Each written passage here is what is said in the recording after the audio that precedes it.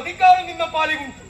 ಸಂಪತ್ತು ಎಷ್ಟುಂಟು ಅನ್ನುವುದನ್ನು ಮತ್ತೆ ಪ್ರತ್ಯೇಕವಾಗಿ ಹೇಳಬೇಕಾದದ್ದೇ ಇಲ್ಲ.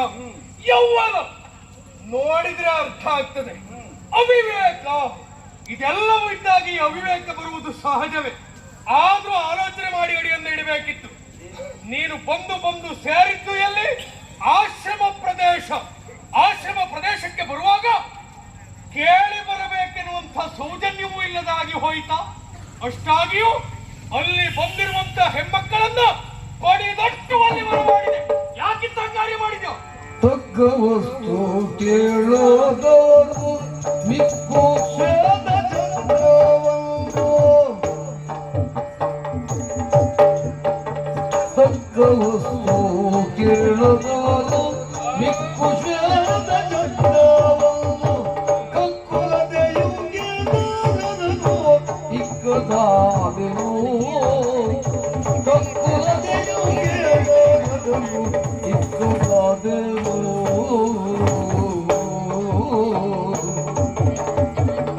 ಸ್ವಾಮಿ ಒಳ್ಳೆಯಾಗಿ ಹಾಡಿದ್ರು, ಒಳ್ಳೆದಾಗಿ ಕೇಳಿ ಕುಣಿದ್ರು.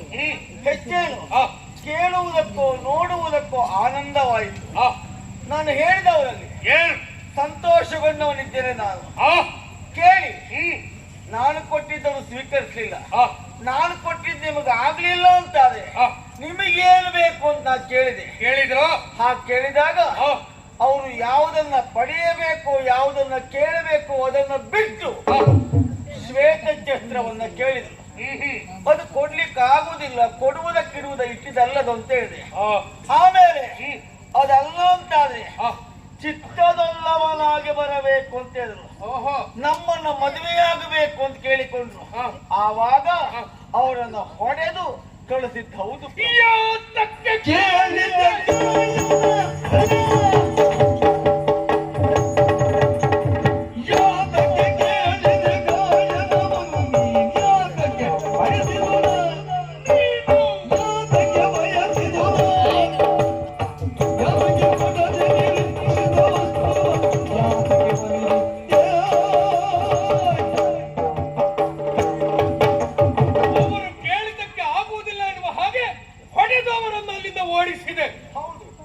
ಗಾಯನವನ್ನ ಕೇಳಿದ್ಯಾ? ಕೇಳಿದ್ದೆ. ಕೇಳುವುದಕ್ಕೆ ಸುಮಧುರವಾಗಿತ್ತು. ನಾಟ್ಯ ನೋಡುವುದಕ್ಕೆ ಹಿತ ಎನಿಸಿ ಹೋಯಿತು. ಸಂತೋಷ. ರೂಪವನ್ನ ಕಂಡಾಗ ಆಸ್ವಾದಿಸುವ ಮನಸ್ಸು ಮೂಡಿ ಬಂತು. ಮನಸ್ಸು ಮೂಡಿದ್ದಲ್ಲ, ಸೌಂದರ್ಯ ನೋಡಿದಷ್ಟೇ. ತಪ್ಪಲ್ಲ ಬಿಡು.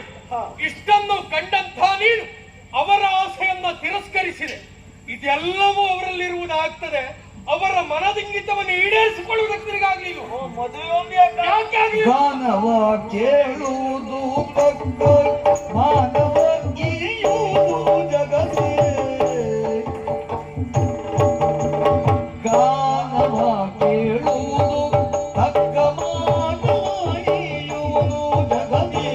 ಶೋಣಿ ಬಾನರಿಂಗೆ ಧರ್ಮ ಮೌನಿವರಿಯಾನೆ ಶೋಣಿ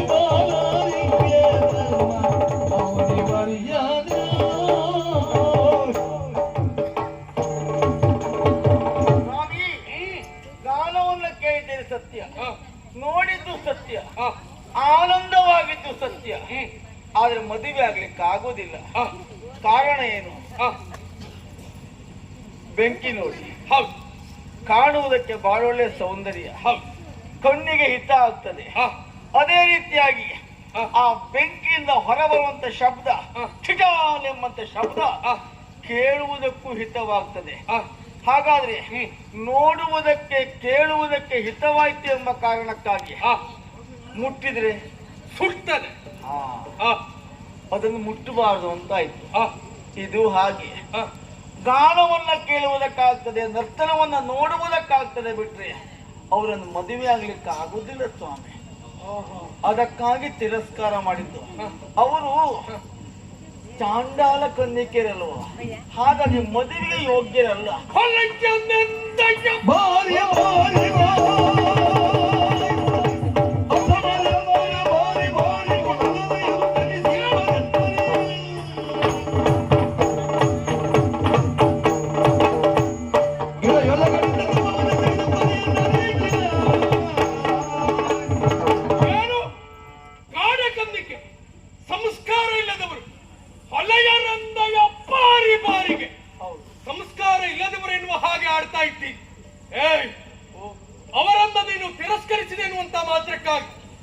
ಬಂದ ಹೆಣ್ಮಕ್ಕಳು ನಿನ್ನಲ್ಲಿ ಕೇಳಿದ್ರೆನ್ನುವ ಸಲುವಾಗಿ ಅವರಿಗೆ ಹೊಡೆದು ಬಡಿದು ನೀನು ಕಳಿಸ್ತೀಯ ಅಂತಾದ್ರೆ ಸಾಮಾನ್ಯವಾದ ಹೆಣ್ಣು ಮಕ್ಕಳು ಎನ್ನುವ ಹಾಗೆ ಭಾವಿಸುವುದು ಬೇಡ. ಮತ್ತೆ ಅವರ್ಯಾರು ಗೊತ್ತಾ?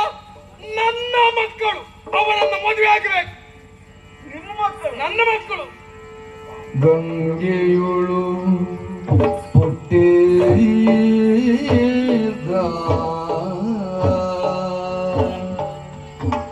ಗಂಗೆಯುಳು ಹುಟ್ಟಿದ ಜಲಚರಾದಿಗಳೆಲ್ಲ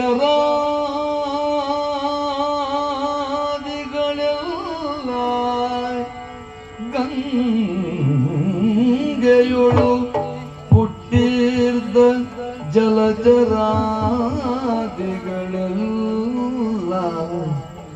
ಗಂಗಾ ಸಮಾನ ಪಾವನವೇ ಜಲಚರಾದಿಗಳೆಲ್ಲ ಗಂಗಾ ಸಮಾನ ಪಾವನವೇ ಮುನಿ ಪುಂಗವನ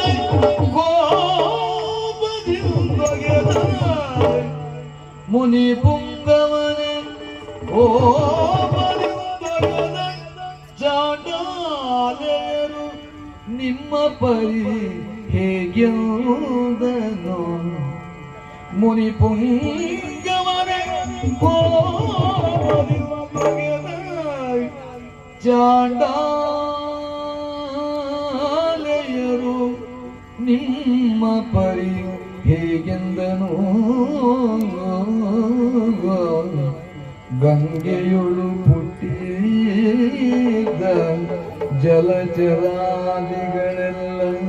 ಗಂಗಾ ಸಮಾನ ಪಾವನವೇ ಆ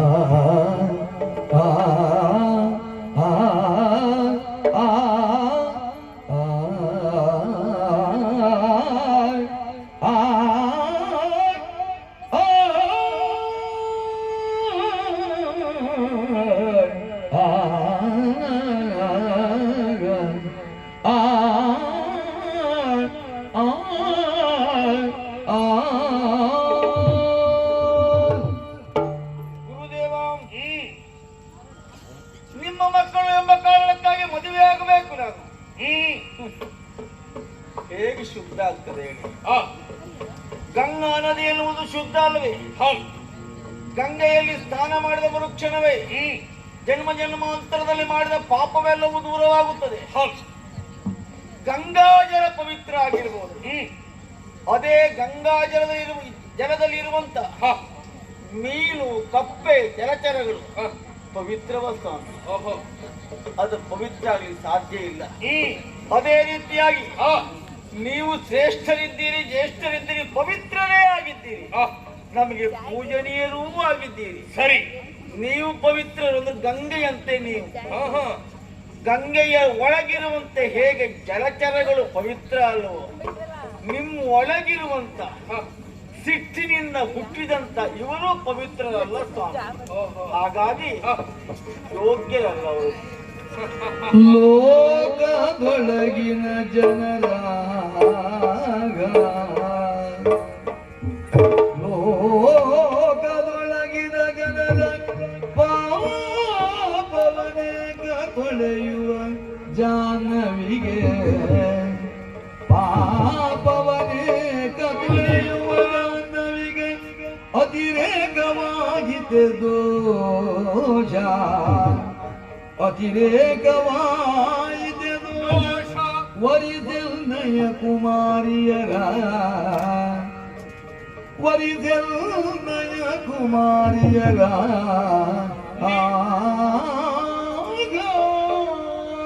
ಹರಿಶ್ಚಂದ್ರ, ಬುದ್ಧಿವಂತಿಕೆ ಮಾತನ್ನಾಡುವುದು ಬೇಡ. ಅದಲ್ಲದೆ ಇದ್ರೆ ನನ್ನ ಹೆಣ್ಮಕ್ಕಳು ನನ್ನ ಸಿಟ್ಟಿನಿಂದಲಾಗಿ ಹುಟ್ಟಿಕೊಂಡವರಾದ ಪರಿಣಾಮವಾಗಿ ಅವರು ದೋಷಿಗಳು ಅಂತವರನ್ನ ವರಿಸುವುದು ಸರಿಯಲ್ಲ. ಏನು ಮಾತು ಅಂತ ಹೇಳ್ತೀವಿ? ಅಘನಾಶಿನಿ, ಎಲ್ಲವರ ಪಾಪವನ್ನ ತೊಳೆಯುವವಳು ಗಂಗಾ ಮಾತೆ. ಹಾಗೆ ಅವರಲ್ಲಿ ಕೇವಲ ಸಜ್ಜನರು ಮಾತ್ರ ಸ್ನಾನವನ್ನು ಮಾಡುವುದಲ್ಲ, ನಿಷ್ಠಾವಂತರು ಮಾತ್ರ ಸ್ನಾನಾದಿಗಳನ್ನ ಗೈಯುವುದಲ್ಲ. ಅದೆಷ್ಟೋ ಪಾಪಿಷ್ಠರು, ಅದೆಷ್ಟೋ ರೋಗಿಷ್ಠರು ಒಂದು ಸ್ನಾನಾದಿಗಳನ್ನ ಪೂರೈಸಿ ಹೋಗ್ತಾರೆ. ಹಾ ಆ ಮಾತ್ರಕ್ಕಾಗಿ ಅವಳು ಅಪವಿತ್ರ ಆಗಲಿಕ್ಕೆ ಸಾಧ್ಯ ಉಂಟಾ? ಅವಳು ಮತ್ತು ನೀವು ಇಬ್ಬರು ಅಪವಿತ್ರ ಅಲ್ಲ. ಹಾಗೆ ನಿನಗೆ ಮನಸ್ಸಿನಲ್ಲಿ ಹುಟ್ಟಿಕೊಂಡಿರುವಂತ ಶಂಕೆ ಹೀಗೆ ಅಂತಾದ್ರೆ ಕೇಳು, ಅವರಲ್ಲಿರುವಂತ ದೋಷಗಳನ್ನ ದೂರೀಪಡಿಸಿದೆ ಅಂತಾದ್ರೆ ಅವರನ್ನು ನೀನು ವರಿಸಬಹುದಲ್ಲ. ಯಾರನ್ನ? ನನ್ನ ಹೆಮ್ಮಕ್ಕಳನ್ನ. ಬಿಡದೆ ಕೇಳಿರಿ ಎಲ್ಲ ಸಕಲ ಬಿಡದೆ ಕೇಳಿರಿ ಎಲ್ಲ ಸಕಲ ಕೊಡುವೆ ನೀ ತೇಜ ಉಂದುಳಿದು ಕೊಡುವೆ ನೀ ತೇಜ ಉಂದುಳಿದು. ಬಾರಿ ಬಾರಿಗೂ ನೀವು ಹೇಳುವ ಮಾತು ಮದುವೆ ಆಗಬೇಕೆಂಬುದಾಗಿ. ಸ್ವಾಮಿ ಏನೇ ಎಷ್ಟೇ ನಾನು ಅವರನ್ನು ಮದುವೆ ಆಗುವುದಿಲ್ಲ. ಏಕಪತ್ನಿ ವ್ರತಸ್ಥ ನಾನು. ನನ್ನ ವ್ರತಕ್ಕೂ ನನ್ನ ಚರ್ಯೆಯೂ ನನ್ನ ಆಚರಣೆಗೂ ತಾವು ಭಂಗ ತರಬಾರದು ಅಂತ ಕೇಳಿಕೊಳ್ತೇನೆ. ಇನ್ನು ಮತ್ತು ಒತ್ತಾಯಿಸ್ತೀರಿ ಅಂತಾದ್ರೆ ಆದ್ರೆ ಈ ಕಾರಣದಿಂದಾಗಿ ನಾನು ಏನನ್ನು ಕಳೆದುಕೊಳ್ಳುವುದಕ್ಕೂ ಸಿದ್ಧನಾಗಿದ್ದೇನೆ. ನನ್ನ ಆಚಾರ ಮತ್ತು ವಿಚಾರವನ್ನ ಬಿಟ್ಟು ಕೇಳಿ, ನಿಮ್ಮ ಮಕ್ಕಳನ್ನು ಮದುವೆ ಆಗುವುದಿಲ್ಲ. ಬೇಕಿದ್ರೆ ನಿಮ್ಮ ರಾಜ್ಯಕೋಶ ಬಕ್ಕಸ ಭಂಡಾರ ಬೇಕಿದ್ರೆ ಕೇಳಿ, ಕೊಟ್ಟೆಯನ್ನು ಬಿಟ್ರೆ ಮದುವೆ ಆಗುವುದಿಲ್ಲ. ನಾನು ಬೇಡಿದ ಕಾಟಕ್ಕೆ ನೀಡಿದೆ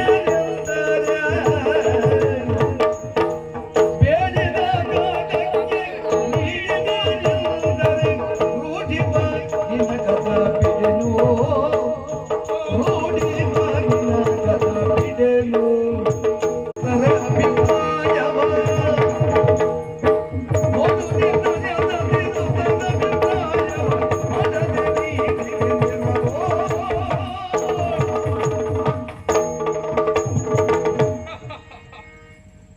ರೂಢಿಪ ಆಲೋಚನೆ ಮಾಡದೆ ಆಡಿದ್ಯೋ ಅಥವಾ ಆಲೋಚಿಸಿ ಮುಂದಡಿಯನ್ನ ಇಟ್ಟು ನನಗಂತೂ ತಿಳಿಯದು. ಏನು ಮದುವೆ ಆಗಲಾರೆ, ಏಕಪತ್ನಿ ವ್ರತಸ್ಥನಾಗಿರುವಂತ ನಾನು ವ್ರತನಿಷ್ಠನಾಗಿಯೇ ನಿಂತಿದ್ದೇನೆ ಬಿಟ್ಟರೆ ಅನ್ಯಥಾ ಮತ್ತೊಂದು ಮನವನ್ನ ಮಾಡಲಾರೆ. ಹಾಗೆ ಆಗಬಾರದು ಅಂತಾದ್ರೆ ಯಾವುದನ್ನು ಕಳೆದುಕೊಳ್ಳುವುದಕ್ಕೆ ಸಿದ್ಧ. ಇದು ಒಂದು ಬಿಟ್ಟು ಬೇರೆ ಏನು ಬೇಕಿದ್ರೆ ಕೇಳಿ ಕೊಡ್ತೇನೆ. ಹ್ಞೂ ಹೇಳ್ತೇನೆ ನಾನು. ನೀನು ಒಂದು ಮಾತಿದ್ದದ್ದು ಹೌದು ರೂಢಿಯಲ್ಲಿ, ಏನು? ಬೀಸುವ ದೊಣ್ಣೆಯಿಂದ ತಪ್ಪಿಸಿಕೊಂಡ್ರೆ 1000 ವರ್ಷ ಆಯುಷ್ಯವಂತೆ. ಆಮೇಲೆಯಲ್ಲಿ ಆಲೋಚನೆ ಮಾಡಿ ವ್ಯವಹರಿಸಿ ಬಿಟ್ಟ್ಯೋ.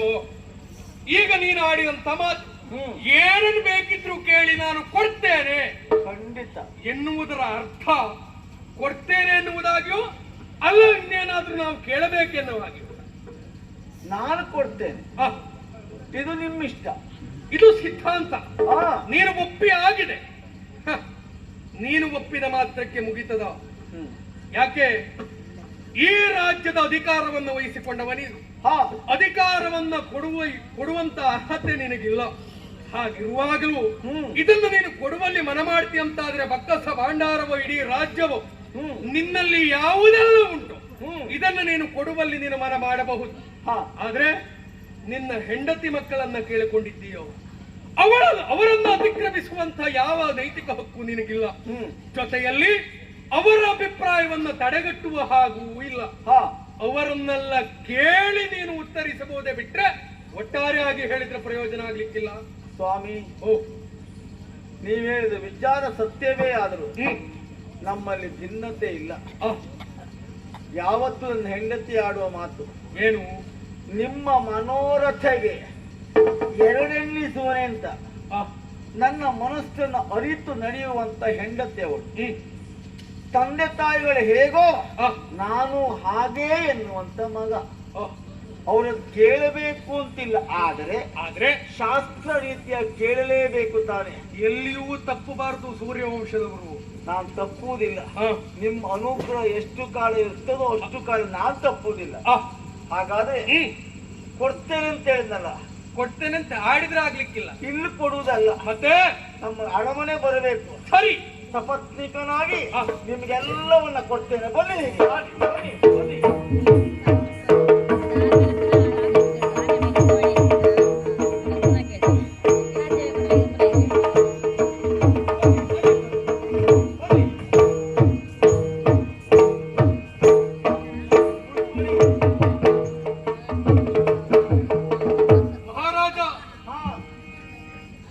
ಮಾತಿನ ಪ್ರಕಾರವಾಗಿ ಇಲ್ಲಿಯವರೆಗಾಗಿ ಕರೆತಂದೆ, ಹಾ ಯೋಗ್ಯ ರೀತಿಯಲ್ಲಿ ಉಪಚರಿಸಿದೆ. ಹಾ. ಜೊತೆಯಲ್ಲಿ ಅಂದು ನನಗೆ ಆಗ ಕೊಟ್ಟ ಮಾತಿನ ಪ್ರಕಾರವಾಗಿ ಎಲ್ಲವನ್ನ ನನ್ನ ಪಾಲಿಗೆ ದಾರಿ ಎರೆದು ಕೊಟ್ಟೆ. ಹಾ ಆದ್ರೆ ನೋಡಿದ ಪ್ರಜಾವರ್ಗದವರೆಲ್ಲ ಯವೇಕತೆಯ ನಮ್ಮನ್ನೇ ನೋಡ್ತಾ ಇದ್ದಾರೆ. ಹಾ ನೀನು ನನಗೆ ಏನೇನು ಕೊಟ್ಟೆ ಎನ್ನುವುದನ್ನ ಎಲ್ಲವರ ಸಮ್ಮುಖದಲ್ಲಿಯೇ ಹೇಳು. ಕೊಟ್ಟುದೇ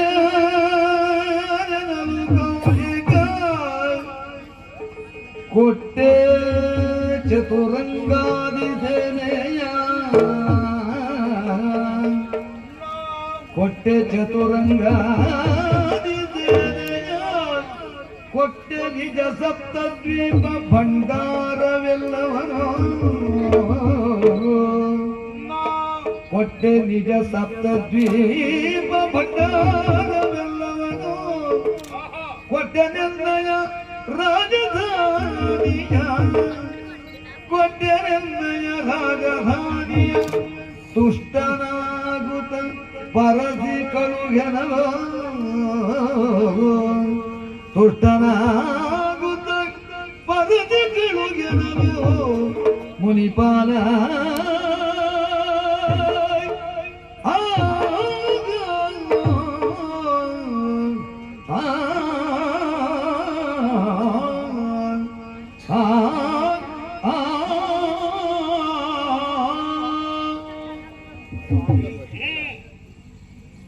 ಸಪತ್ನೀಕನಾಗಿ ಎಲ್ಲವನ್ನ ದಾರಿ ಎರೆದು ಕೊಟ್ಟವನೇ ಆದ್ರು ಯಾವುದೆಲ್ಲ ಕೊಟ್ಟೆ.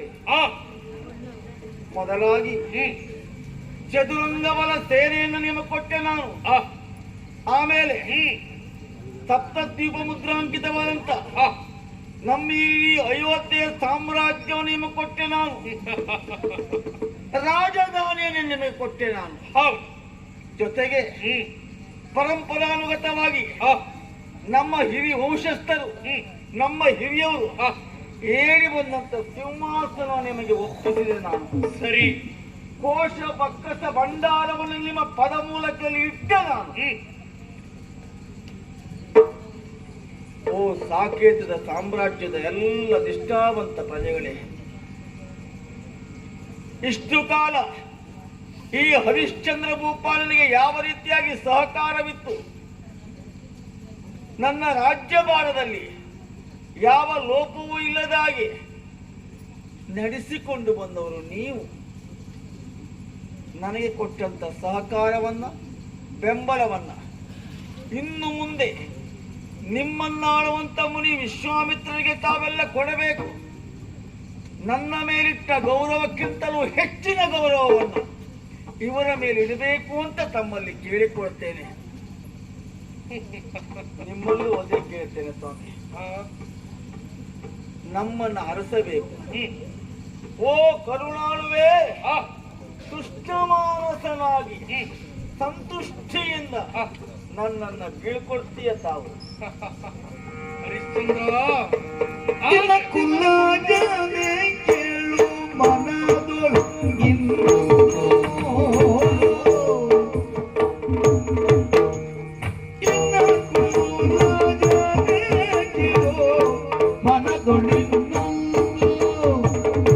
ನೆನಪುಗೊಂಡೀಗ ವಿಷಯವ ಕೇಳಲೆಂದು ನೆನಪುಗೊಂಡೀಗ ವಿಷಯವ ಕೇಳಲೆಂದು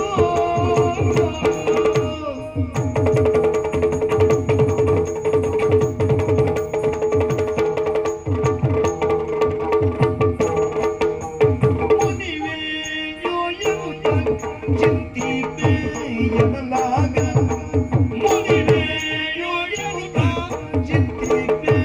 ಎನ್ನಲಾಗ ಜನಪ ಕೈ ಮುಗಿದು ಬೇಡಿದ ಮುನಿಗಾಗ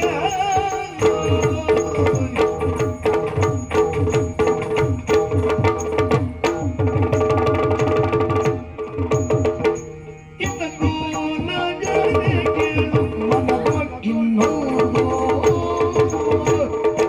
ಸಂತೃಪ್ತಿಯಾಯಿತು. ಹರಿಶ್ಚಂದ್ರ, ಆಡಿದ ಮಾತಿನ ಹಾಗೆ ಅವಸರದಲ್ಲಿ ಆಡದ್ದಾಗಿರಬಹುದು. ಪೃಥ್ವಿಯಲ್ಲಿ ಪ್ರತಿಯೊಬ್ಬರು ಇರಬೇಕು ಕಣ್ಣಿಟ್ಟು ವ್ಯವಹರಿಸುವವರಾಗಬೇಕು. ಹಾ ಹಾಗೆ ಆಲೋಚನೆಯಿಂದಲಾಗಿ ವ್ಯವಹರಿಸಿದರ ಪರಿಣಾಮವಾಗಿ ಹಾ ಇವತ್ತಿನ ದಿವಸ ಆಡಿದ ಮಾತಿನ ಪ್ರಕಾರವಾಗಿ ಇಡೀ ಬೊಕ್ಕಸ ಭಂಡಾರವನ್ನ, ರಾಜ್ಯವನ್ನ, ಎಲ್ಲವನ್ನ ನನ್ನ ಪಾಲಿಗೆ ನೀನು ಇಟ್ಟೆ. ಹೌದು. ಸಮಾಧಾನ, ಸಂತೋಷ. ಆದರೂ ಹೇಳಿ ಸ್ವಾಮಿ. ಮನಸ್ಸಿನಾಳದಲ್ಲಿ ಇನ್ನೂ ಉಂಟ. ಕೇಳಬೇಕ ಬೇಡವೋ ಗೊತ್ತಿಲ್ಲ. ಎಲ್ಲಿಯಾದ್ರೂ ನಾನು ಕೇಳಿದೆ ಅಂತಾದ್ರೆ ನೀನು ಸಿಟ್ಟು ಮಾಡ್ಕೊಂಡ್ರೆ ಸ್ವಾಮಿ, ಓ ನನ್ನ ಶ್ರೇಯಸ್ಸನ್ನೇ ಬಯಸಿದವರು ಈ ಹಿಂದೆ ನಾನು ಕೃತಕೃತ್ಯನಾಗುವಲ್ಲಿ ತಮ್ಮ ಆಶೀರ್ವಾದ ಎಷ್ಟುಂಟು ಚೆನ್ನಾಗಿ ನಾನು ಬಲ್ಲವ. ಸರಿ ಅಂತ ನಾನು ಸಿಟ್ಟು ಮಾಡ್ಲಿಕ್ಕೆ ಉಂಟ ತಂದೆ. ಹಾಗಂತ ಹಾ ಸಿಟ್ಟು ಮಾಡಿಕೊಳ್ಳುವುದಿಲ್ಲ ಎನ್ನುವಂತ ವಿಶ್ವಾಸವೂ ಉಂಟು. ಆದ್ರೆ ಕೇಳೋ ಬೇಡಲೋ ಎನ್ನುವಂತ ಗೊಂದಲ ನನಗೆ. ಯಾವ ದಾಕ್ಷಿಣ್ಯ ಬೇಡ, ಕೇಳಬಹುದು. ಹಾಗಿದ್ರೆ ಕೇಳಬಹುದು, ಖಂಡಿತ. ಇದೆಲ್ಲವನ್ನ ನೀನು ನನ್ನ ಪಾಲಿಗೆ ಒದಗಿಸಿಕೊಟ್ಟೆ. ಹಾ ಆದ್ರೆ ಆವತ್ತಿನ ದಿವಸ ಕನಕಯಾಗವನ್ನ ನೀನು ಮಾಡಿರುವಂತಹ ಸಂದರ್ಭ ನಾನು ಕೊನೆಯಲ್ಲಿ ಬಂದು ನಿನ್ನಲ್ಲಿ ಕೇಳಿದೆ. ವಾರಣವನ್ನ ಏರಿ ಎತ್ತರವಾದ ವ್ಯಕ್ತಿ ಚಿಕ್ಕದಾದಂತ ಕಬಡಿಯನ್ನ ಬಾನೆತ್ತರಕ್ಕೆ ಹಾರಿಸಿದಾಗ ಎಷ್ಟು ಎತ್ತರಕ್ಕೆ ಹೋಗ್ತದೋ ಅಷ್ಟು ದ್ರವ್ಯವನ್ನ ನೀಡಬೇಕು ಎನ್ನುವ ಹಾಗೆ ಕ್ಷಣ ಮಾತ್ರದಲ್ಲಿ ಒದಗಿಸಿಕೊಟ್ಟವ ನೀನು. ಒಂದೇ ನಿನ್ನಲ್ಲಿ ಹೇಳಿ ಹೋಗಿದ್ದೆ, ನ್ಯಾಸರೂಪವಾಗಿ ನಿನ್ನಲ್ಲಿ ಉಳಿಯಲಿ, ಸಮಯ ಸಂದರ್ಭ ಬಂದಾಗ ಕೇಳ್ತೇನೆ ಎನ್ನುವ ಹಾಗೆ. ಆ ದ್ರವ್ಯವನ್ನು ಇಂದು ನನ್ನ ಪಾಲಿಗೆ ಒದಗಿಸಿಕೊಡು.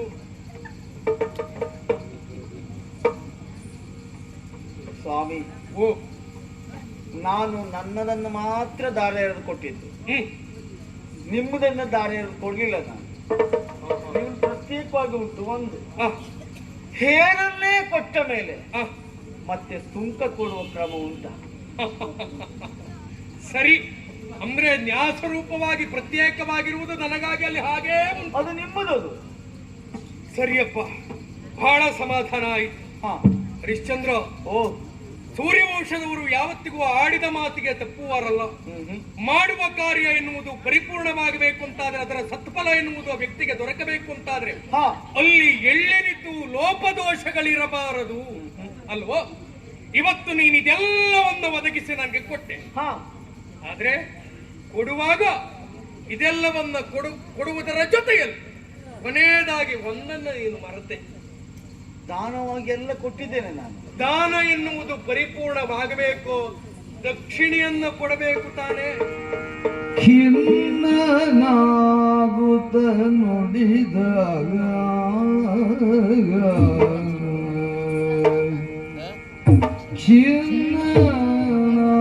ಖಿನ್ನನಾಗುತ್ತ ನುಡಿದಾಗ ಸ್ವಾಮಿ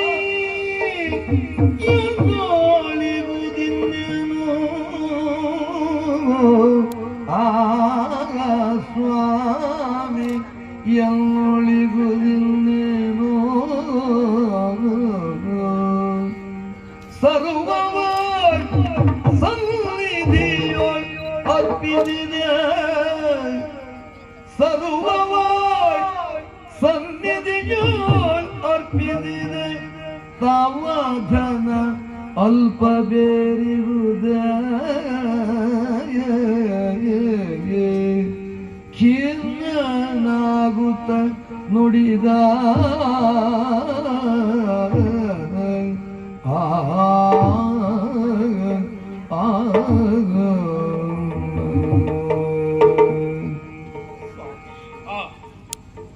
ನೀವು ಆಡಿದ ವಿಚಾರ ಸತ್ಯ. ದಾನವನ್ನು ಪೂರ್ಣ ಆಗಬೇಕು ಅಂತಾದ್ರೆ, ಅಲ್ಲ ಕೊಟ್ಟ ದಾನದ ಫಲ ಸಿಗಬೇಕು ಅಂತಾದ್ರೆ ದಕ್ಷಿಣೆಯನ್ನ ಇಷ್ಟೇ ದಾನವನ್ನ ಕೊಡಬೇಕು. ಕ್ರಮ ಮತ್ತು ಧರ್ಮ ಅಲ್ವಾ? ಯಾವುದು ಅವಸರದಲ್ಲಿ ಮರೆತು ಬಿಟ್ಟೆ ನಾನು. ಮರೆತ ಪರಿಣಾಮವಾಗಿ ನಾನು ಕೊಟ್ಟಿದ್ದಕ್ಕೂ ಯಾವ ಬೆಲೆಯೂ ಇಲ್ಲ ಇನ್ನು ಅಲ್ವಾ? ಕೊಡುವುದಕ್ಕೆ ನನ್ನಲ್ಲಿ ಇನ್ನೇನು ಇಲ್ಲ, ಎಲ್ಲ ಕೊಟ್ಟಿದ್ದೇನೆ.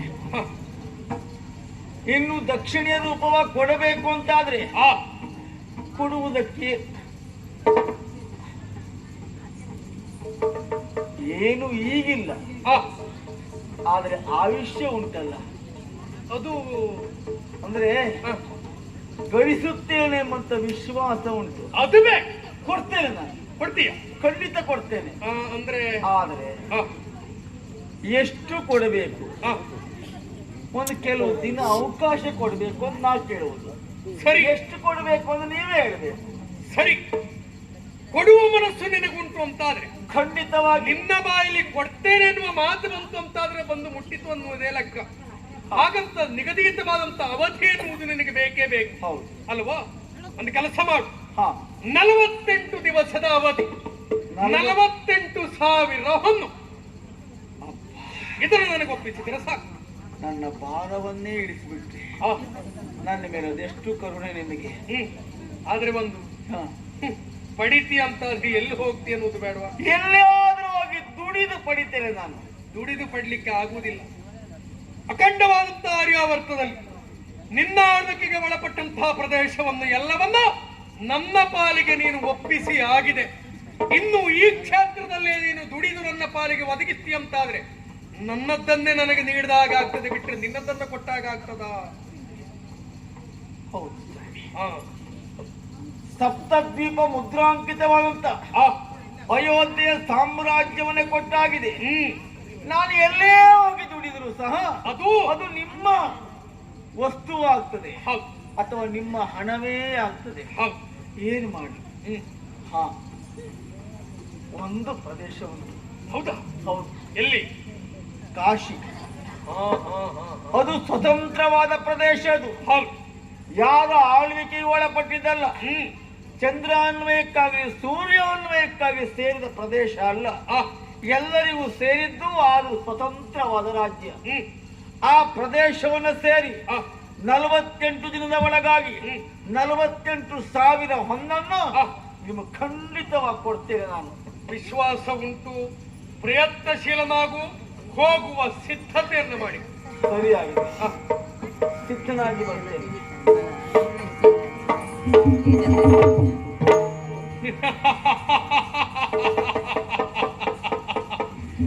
ಹರಿಶ್ಚಂದ್ರ ವಿಶ್ವಾಮಿತ್ರನ ಸಾವಾಸ ಬೇಡ ಎನಿಸಬೇಕು, ಅಷ್ಟು ಮಾಡಿಯೇ ಮಾಡ್ತೇನೆ. ಅಂದು ನಾನು ವಸಿಷ್ಠರಲ್ಲಿ ಆಡಿರುವಂತಹ ಮಾತು ಅದನ್ನ ಈಡೇರಿಸುವಂತಹ ಕಾಲ ಸಮೀಪಿಸ್ತಾ ಇದೆ. ಇವನ ಪಾಲಿಗೆ ಪೀಡಾಕಾರಕನಾಗಿ ಎಷ್ಟು ಸಮಸ್ಯೆಯನ್ನ ತಂದು ಒಡ್ಡಿದವ ನಾನು. ಹೌದು, ಎಲ್ಲವನ್ನ ಕಳೆದುಕೊಳ್ಳುತ್ತಾ ಇಲ್ಲಿಯವರೆಗೆ ಬಂದು ನಿಂತ. ಆದ್ರೆ ಇನ್ನು ಮುಂದೆ ಅವ ಸಾಗುವುದು 48 ದಿವಸದವರೆಗೆ. ಪ್ರಯಾಣ ಬೆಳೆಸುವುದು ಕಾಶಿಗೆ. ಅಲ್ಲಿ ಹೋದ್ರೂ ಅವನ ಪಾಲಿಗೆ ಸುಖವಾಗಬೇಕಾ? ಆಗಬಾರದು ಅಂತಾದ್ರೆ ನಾನು ಹೋಗುವುದಲ್ಲ, ನಮ್ಮವರನ್ನೊಬ್ಬರನ್ನ ಅವನ ಒಟ್ಟಿಗೆ ಕಳುಹಿ ಕೊಡಬೇಕು.